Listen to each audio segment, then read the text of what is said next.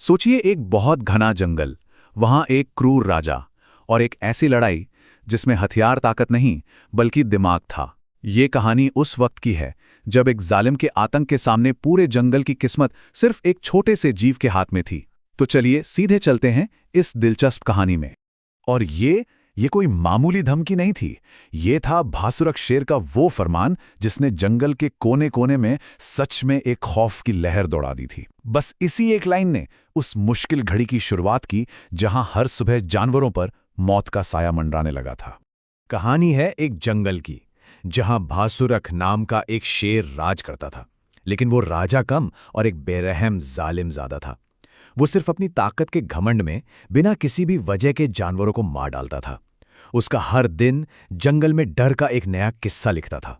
रोज रोज की इस हिंसा से तंग आकर सारे जानवरों ने मिलकर एक सभा की।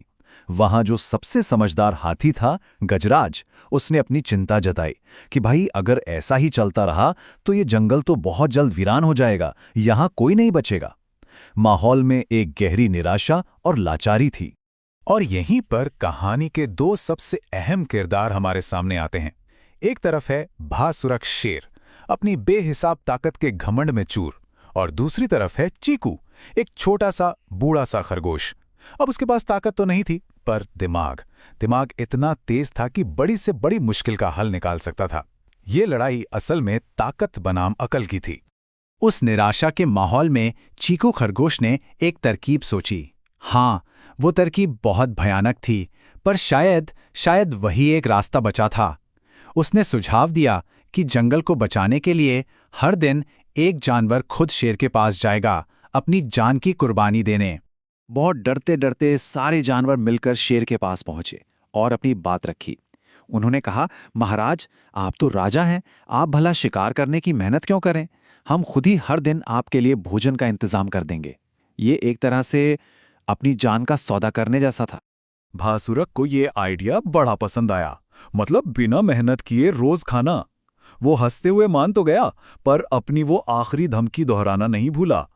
याद रखना, जिस दिन कोई नहीं आया ना, मैं तुम सबको एक साथ खत्म कर दूंगा।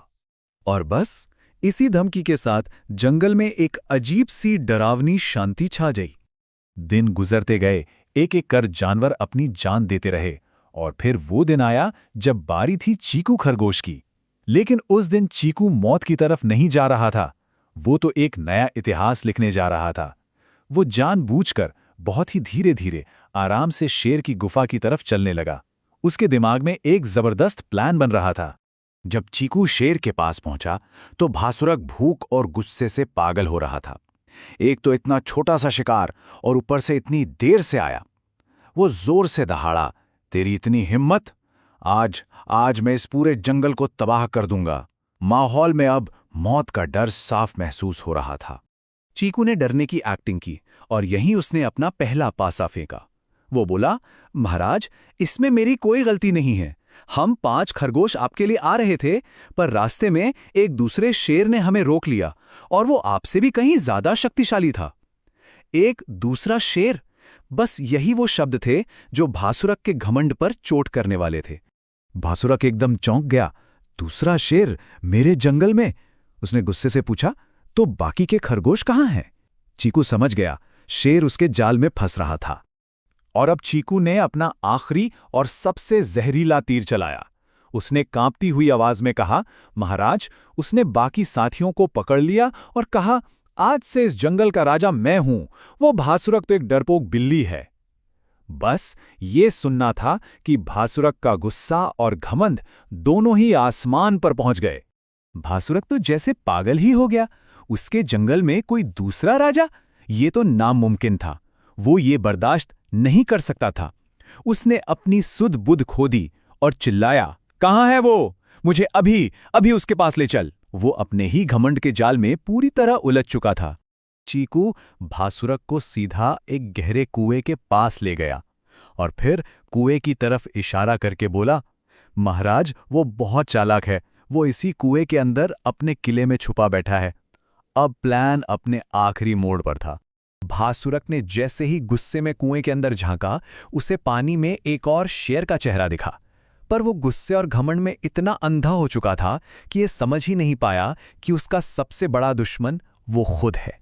अपनी परछाई को अपना दुश्मन समझकर भासुरक ने जोर से दहाड़ लगाई। कुएं की गहराई से हूबहू वैसी ही दहाड़ की गूंज वापस आई। बस इस गूंज ने उसके शक को यकीन में बदल दिया। उसे लगा कि सामने वाला उसे लड़ने के लिए ललकार रहा है। और बस अपने उस दुश्मन को खत्म करने के लिए भासुरक ने बिना एक पल सोचे कुएं में छलांग लगा दी। उसका अपना ही घमंड उसकी मौत की वजह बन गया। पानी में एक जोरदार छपाक की आवाज हुई और फिर सब शांत।